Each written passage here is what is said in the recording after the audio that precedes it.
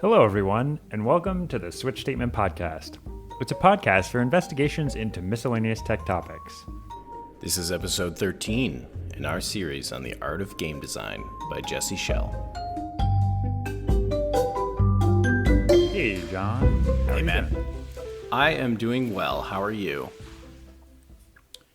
Doing okay. My brain is a void. Yeah. There is only Always. There's only story and world. Always. Yeah, my brain is always a void. Although right now there's characters and indirect control that are floating in there. Dancing. Yep. Like dancing. sugar plum fairies. A waltz. Well, this is the thing. I want my brain. You say your brain is a void. That's kind of the way I want my brain to be. Is like there's no persistence. It's always this functional. Just RAM. Like, it's function. Like there's just inputs and then like functions. Yeah. That's my dream. It's just data and functions. I just want to be a pure like automaton. Those are the only things. Object-oriented programming, it's all myth. It was folly. Yeah. Rich man's Come folly. on, Gosling. All right. well, too many references. Yeah. Today we are taking a whirlwind tour. At least this is the plan. Yeah. And we almost never stick to our plans. So as longtime listeners know, 6 chapters, 6.5 chapters. Since I accidentally read one of the ones that I wasn't even supposed to. All about storytelling, basically. Yeah. Lot of material and a lot of different lenses. It'll be interesting. Oh my gosh. Hopefully we can cover a lot of ground. Yeah, I feel there's no time. I don't even read the lenses. I'm like, all right, get out of here, lenses. Lenses are my favorite part. I love the whole lens concept. It's a good concept, but Although it does make me feel pretentious because I used to use the word lens all the time. Like, oh, let's think about this project through the lens of whatever, I don't know. Anyway. And Jesse Schell has ruined that for you. Yeah, Jesse Schell ruined it for me. Thanks a lot, Jesse. Well, all right.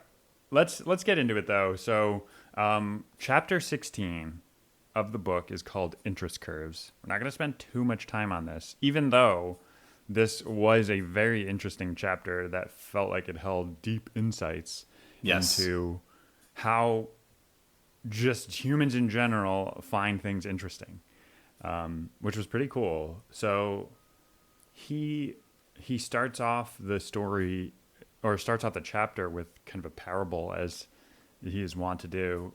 And he talks about how he was doing a juggling act when he used to work in the circus, and how the person or one of his managers viewed the performance from afar and said, like, the content is good, but it's all out of order. Like, you have this kind of slow ramp up to the most interesting thing, and then it kind of like you have some other random thing at the end after that. Yeah. And it's like, it's not a good organization, even though all of this, like, you don't even need to actually change anything that's in it. You just need to put it in a different order, because that's gonna match this kind of like basically gospel of interest curves, which is there's the hook. You need some initial bang. You got to start with this initial interesting thing. Yeah. And then there's this rising interesting action. There's the peak of the action. I forget what there's the climax.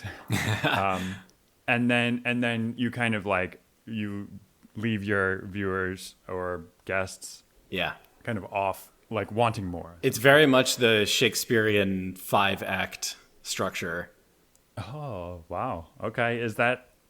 Because I'm not familiar with that, actually. Yeah. I mean, Shakespeare had like a very simple structure to most, maybe all of his plays, which were, it was 5 acts. Generally, I can't remember what the exact function each act serves, but, Act 1 was introduction to the characters, things like that. I think Act 4 was the, I don't know how to say this word, denouement. It's a French word. Basically climax. And then Act 5 is kind of this epilogue / wrap up type thing. But yeah, it's just a very like, I remember learning about it. This is like high school English, which is why my telling of it right now is so terrible. But it was just this very simple, super reliable story arc structure that kind of stuck with me. Yeah, and it's cool. What I like about this idea is that it's something that it actually doesn't. It's orthogonal to your content, actually. Yeah. Right? It's like, and it seems to be generally universal. Like it doesn't matter what you're doing. Like you need to figure out what your audience is interested in. But once you have figured that out, like you can kind of plot how interested in that thing for any particular option. If you're like juggling, right? Like, okay, my audience is interested in juggling. I'm going to do a pretty interesting trick at first, less interesting, more interesting, grand finale, of juggling, whatever that is. But you could kind of like sub in anything like knitting, puzzles, whatever. Like, One other interesting thing about the chapter, and I only just grazed the chapter, so he might have elaborated on this a little bit, but he showed these interest curves for video games, like Half-Life 2.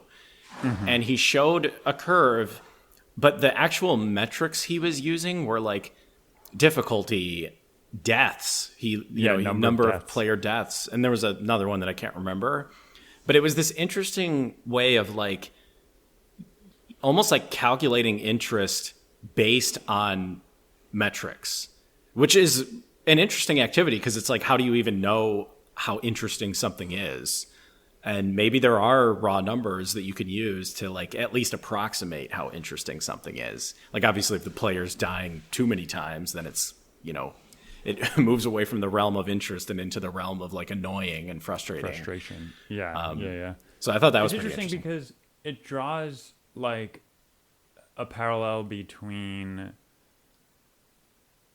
interest and maybe like arousal, like and kind of in the general sense, not arousal, not like no, I know like you mean. Sexual arousal, but like, sorry, I'm a child.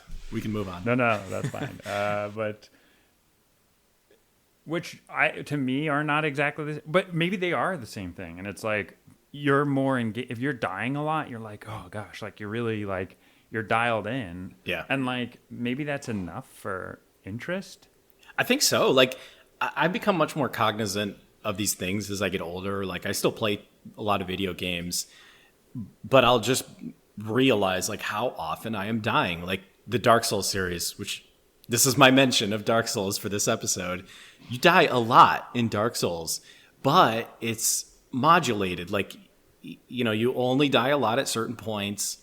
It's always after, like, you've gained some experience and stuff, and you've moved through the world, so you're at a point where you're like very interested in proceeding through the world, but there's this like very intense obstacle in your path and you have to get through it, and it always feels like there's going to be something amazing on the other side. So it's just, they've done a great job of like, yes, the player dies a ton, but they avoid the frustration.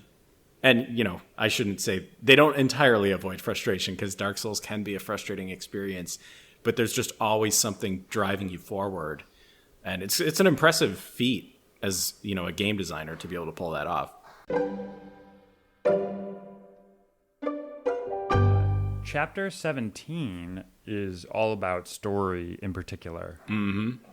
And so he started with a quote that I really thought was hilarious, was God never wrote a good play in his life, by Kurt Vonnegut, or from Kurt Vonnegut. And it's like,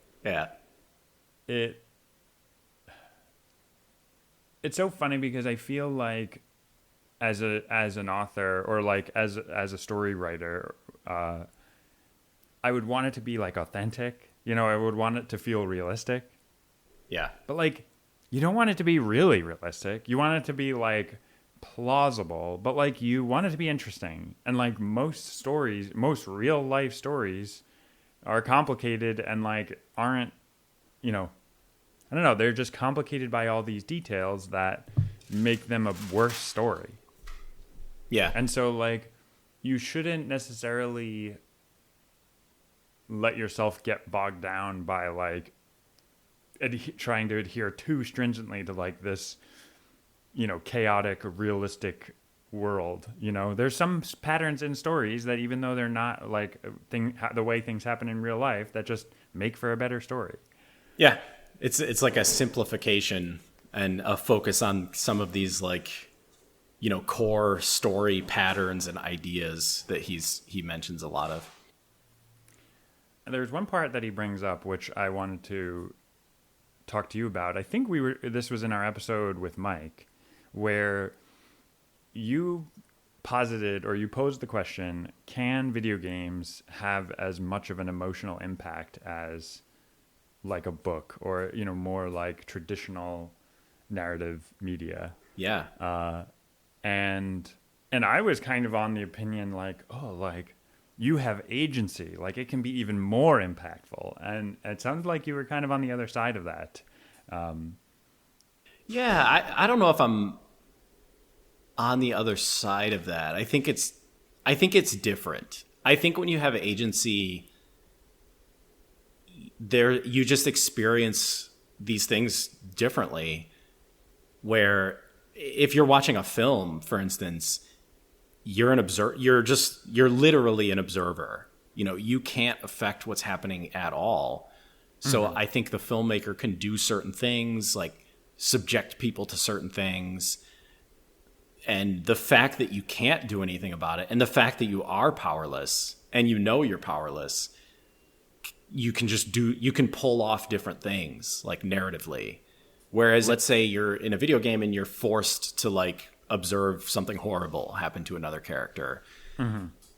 You can create a similar form of like, being subjected to things happening, but I think it's different because there's always that moment where, oh, you're free and you now have agency and you can now go kill the guy that did it or whatever. And I think that's true for like a lot of different aspects of storytelling in video games and films, where as a filmmaker, you can use that quality of like the viewer is observing what's happening and powerless to change what's happening in unique ways.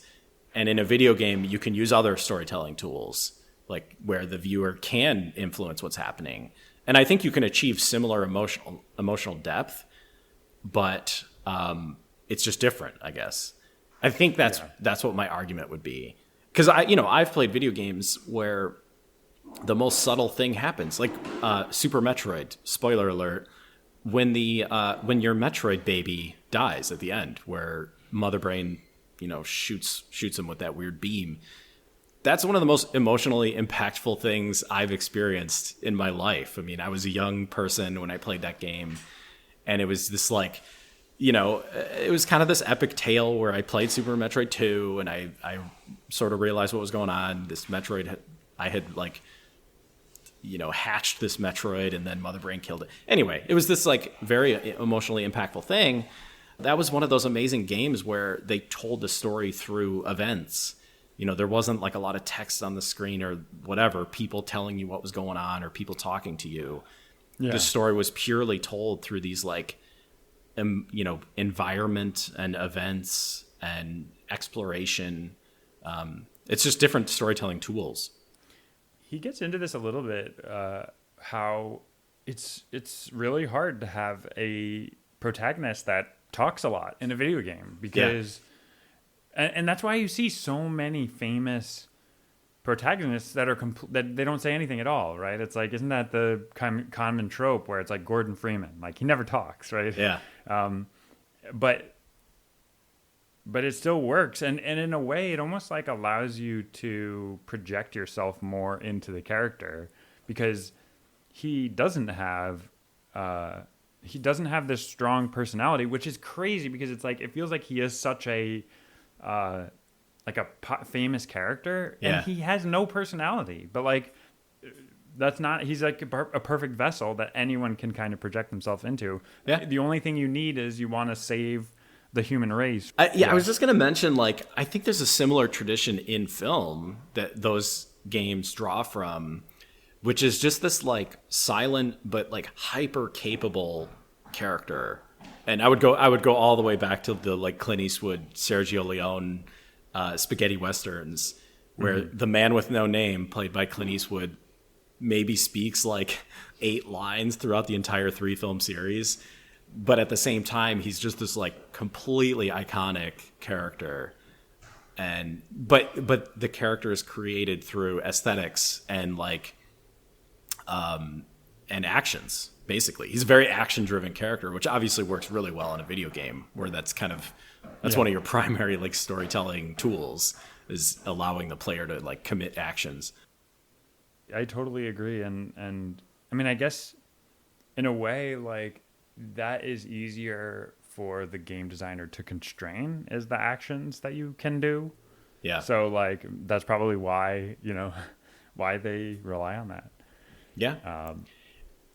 There's a couple things in this chapter that I thought were interesting. He mentioned this Chris Swain dude, and you touched on this.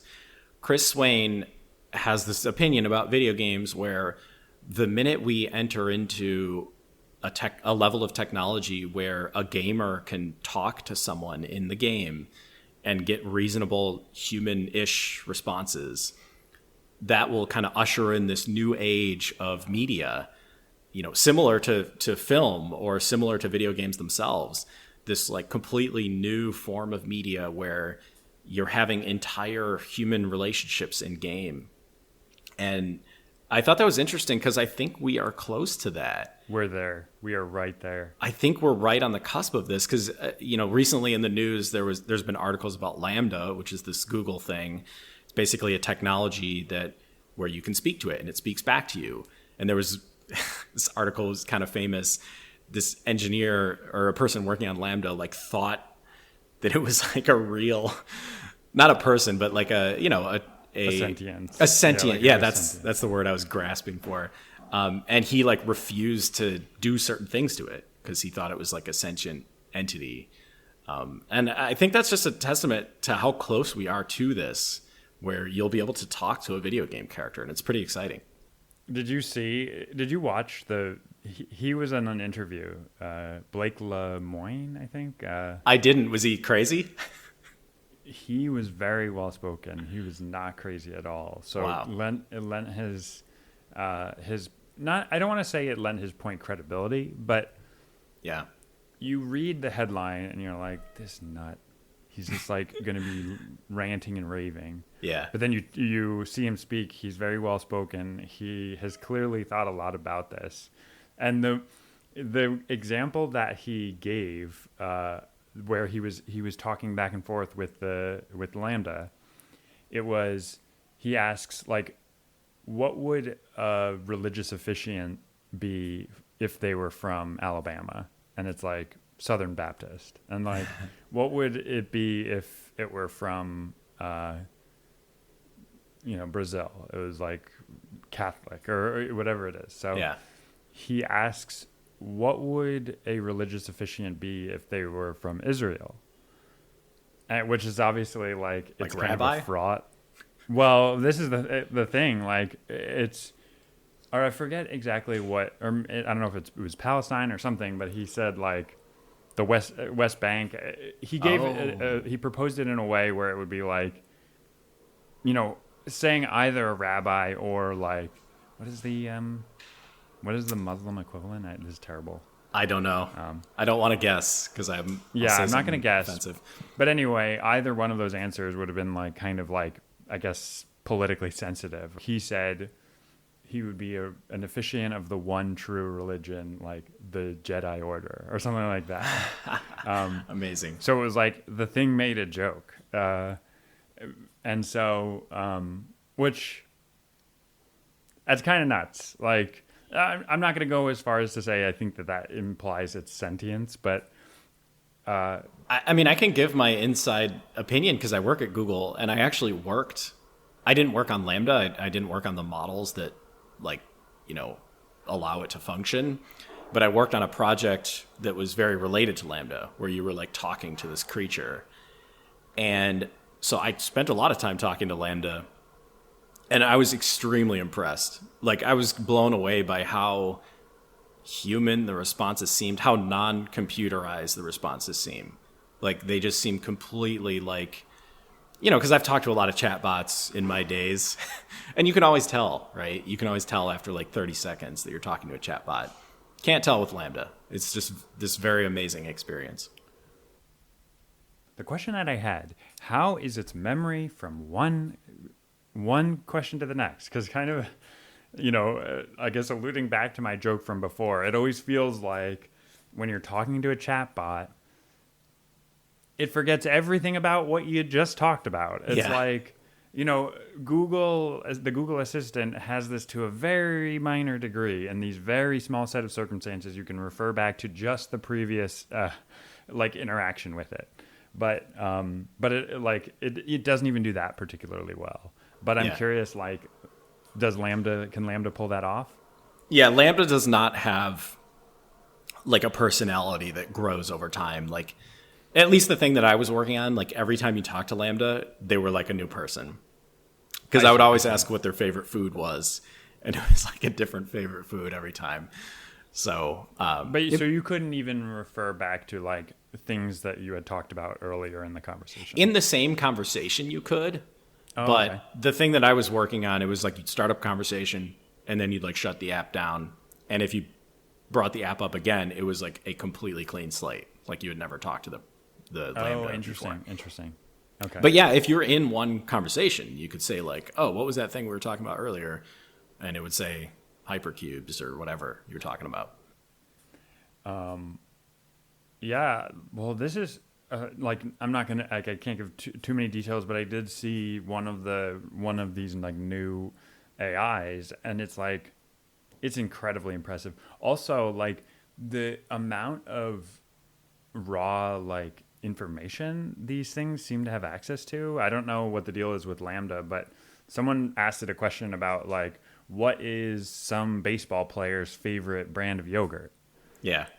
And they were like, this guy has 4, and it's hard to know, but we know that he has 4 children and he's from California, and it's reasonable to assume that, and these are like yogurt brands from California, so like maybe like Stony Brook Valley or something, Whoa. And it was like, okay, that's pretty insane. Wow. Yeah. So doing a little bit of like inductive reasoning there, about like, it's like this random baseball player, like it's able to draw like random facts that it has that are pertinent to like the number of jumps are so like, and then now you need to know yogurts that are regional to California. Like, like a lot of people, this is somewhat of a tangent, but a lot of people constantly talk about like the earth-shattering technological innovation that will usher in a new age.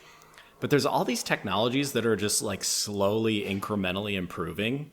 And I think this is one of them where, it's like we've had AIs for a long time. We've had chatbots for a long time. But for decades, they've just been like slowly improving. And, machine learning came out and that technology was incorporated. And speech to text has come a long, long way from its inception. And I think all these technologies they're just going to slowly and incrementally improve until they reach a point where it's going to feel like this completely earth-shattering thing. But in actuality, it's just this like, slow progression. And it's amazing. I mean, it's like every year it's just getting a little bit better and a little bit more amazing.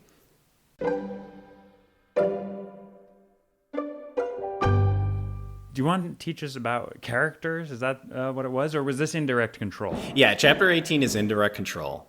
Okay. And he starts with this cool story about Yoko Ono, which I just want to, allude to a little bit, because I think Yoko Ono gets a lot of hate. Maybe not today, because no one cares about the Beatles anymore. But he talked about that when John Lennon first met Yoko Ono, first experienced her art. He went to this art show. There was a ladder. It led up to a canvas on the ceiling, and there was a magnifying glass dangling. And the canvas looked completely empty. It just looked like a blank white canvas. But you had to climb up the ladder, grab the magnifying glass, and inspect the canvas. And in tiny little letters, somewhere on the canvas was written the word yes. And he told that story, and I thought it was a cool story about Yoko Ono that I wanted to repeat, just because, I think she was an interesting historical figure. And she was an extremely talented artist in her own was. right. Yeah. I think people don't understand that. They really don't. Yeah, it's something, her fame or her abilities were obviously just completely overshadowed by like just the insane level of legendary fame that the Beatles achieved. And also like she was blamed for a lot of, the breakup of the band or whatever, which is completely ridiculous. But anyway, I just thought that was an interesting story. But getting into the meat of the chapter, he talks about indirect control, which is basically how a designer can influence what the gamer does. Or it's maybe even broader than that. It's just how an interactive thing can sort of influence the ways in which you interact with it. And he talks about different means of indirect control. And I guess I'll just go through them. The first one he talks about is constraints, which I wrote down one of my favorite engineering phrases, which is analysis paralysis, where if you have, too many choices, you kind of have this inability to make a choice. And so as a designer, you can put constraints on a choice, and it actually improves the gameplay overall. And it's kind of a way of exerting this indirect control over the gamer. Goals he talks about, this is a pretty obvious one. You talk to the villager and he tells you to go slay the demon, and all of a sudden that's all you want to do for the rest of your gameplay. He talks about how the interface can, exert a little bit of indirect control over the player. One of my favorite ones was visual design, because this is one of those ones where you see a lot of real world examples all the time. Like, have you ever seen those memes where it's like, it shows an image and there's text on the image, and some of the text says, you'll read this first, and then like another piece of text says, you'll read this second, and then you'll read this third, even though they're like, maybe it's top to bottom, the text on top says you'll read this third, but yeah, you read it third because it's smaller. So it's kind of like that, where by using visual cues, you can direct the eye to certain places, and as a result, you can have a lot of control over what the gamer decides to do. He talks about characters being a way, if you have a character in your game that the player really has a relationship with, like Zelda, for instance. If Zelda tells you to do something, like, you're probably going to do it. He also mentioned this really interesting historical anecdote about this movie called Mr. Sardonicus, which I don't know much about this. This was the first I'd heard it, but apparently Mr. Sardonicus was this very innovative concept where there was a character in the film and the audience could vote whether to like punish the character or to like, I guess release the character. And I'm assuming the character did a bunch of horrible stuff throughout the movie. And the filmmaker didn't even, so basically the person controlling which reels were going in would play the punishment reel or the non-punishment reel. And they didn't even know what people were voting. Well, no, they knew what people were voting, but the filmmaker didn't even make the reel for non-punishment because he just knew that all the audiences would vote to like punish this guy. So he just didn't even film the other ending, which I thought was interesting. That's hilarious. Yeah. But, I mean, what do you do if you get, you have a bunch of Quakers showing up, Yeah. That's the thing. I don't know. Like, I guess you just play the punishment one, and then the audience kind of furtively looks at each other like, who voted for punishment? Like, what's going on here?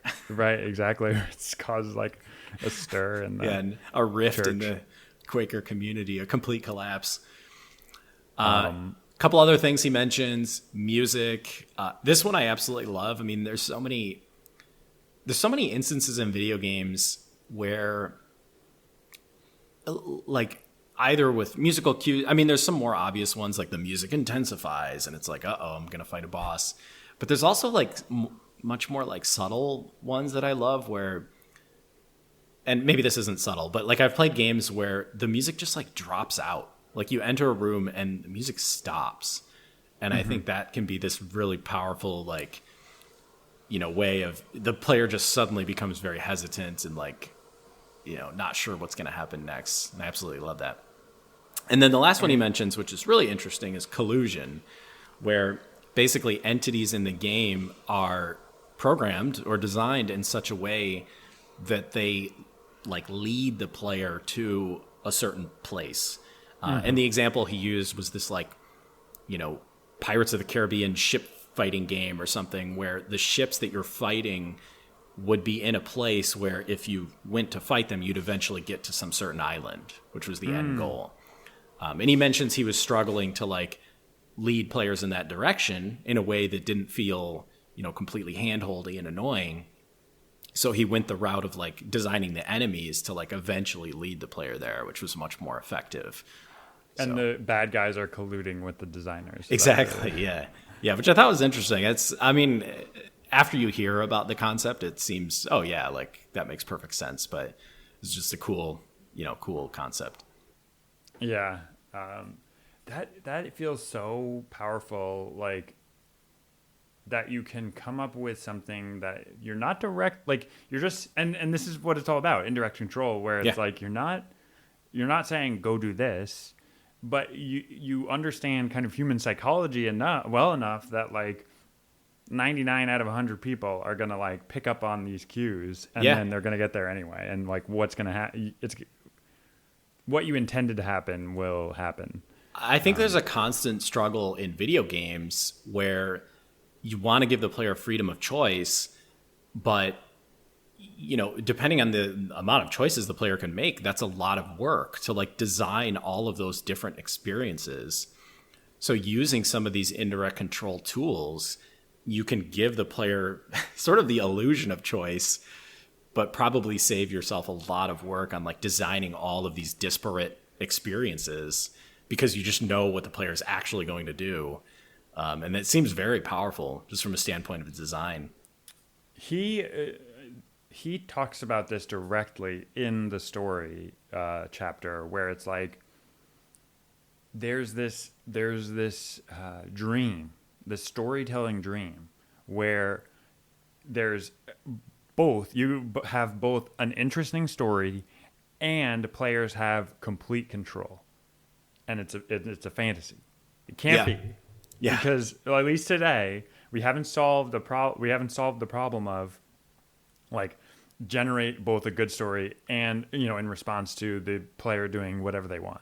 I don't think he goes as far as to say like this is the right way to do it, but he kind of alludes to the fact that like a lot of the really well told stories in video games, they just follow this thing that he calls like the string of pearls or the rivers and lakes model, where it's just like a series of events, one after another, and you can't really affect whether or not. And it's like Half-Life 2. There's no choice in Half-Life 2, but it's still a really good game. I mean, it's almost like an interactive movie, but that's okay. Like it's incredibly enjoyable the whole way along. But totally. So anyway, like to your point, I think the better you are at indirect control, the more it looks like, you could have done anything, but you just kind of happened to experience this one like crazy path through this world. Yeah, it's the more you're able to achieve that seemingly impossible dream of a game. Yeah, a game where the player feels like they're making all these choices, but in actuality they're just following this path that you've laid out. So I thought it was very interesting. It's just one of those concepts where you don't think about it a lot. One of the many concepts that Jesse Schell talks about, where it doesn't sort of come to mind readily, but when you hear about it and read about it, it's very interesting, and it's obviously a super powerful tool in your designer tool chest. I did have one little anecdote if there was nothing else you wanted to say about this chapter. I have ridden the Aladdin's Magic Carpet Ride VR adventure. No way. So you saw the red line? It's so many years ago now that I don't remember my experience of it. But there's just this like, every family has their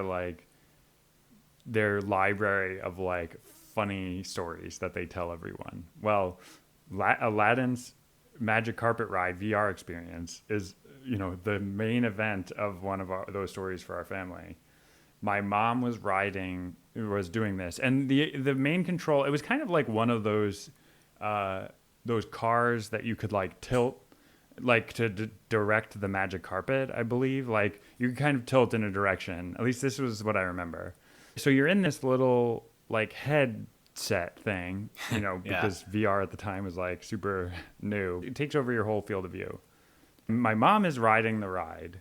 My dad goes behind her and like whispers in her ear, like, go left. And then like, so she like goes left. And then like, again, he says like, go left. And she's like, there's a wall here. Like, I can't go left. And he says, it doesn't matter. Go left. And like, so now like I guess she thought that like, this is the ride, like, you know, talking to her. That's amazing. And then so eventually, I don't know at what point she figured it out. Maybe my dad tapped her on the shoulder or something, but. So she was just smashing into a wall. Like she was just like literally like just like hitting into a wall. But anyway, I know that's not directly related to this, but it just was hilarious to me that Aladdin's Magic Carpet Ride kind of comes back around. It's amazing. I mean, he references these like he clearly spent a lot of time working on these types of experiences, which look really, really cool, but I haven't done any of them. And it actually makes me want to seek out some of these. Like I know there's that new Star Wars one where it's kind of like a whole village that's, you know, like a Mandalorian village or whatever, but there's all these little tiny micro experiences. And I know there's one big one where you're like in a weird scooter thing and it kind of takes you throughout this entire environment. But it makes me want to do these types of things because I haven't really done this type of thing. Yeah. Okay, well, as always, we have spent a large amount of time covering some of these chapters. And so I think, why don't we call it a day here? And we'll cover the rest of the chapters for another episode. There's some really interesting stuff coming up. Worlds, characters, spaces, and aesthetics. There's a lot of interesting stuff coming up, and we'll save it for the next episode. See you next time. See ya.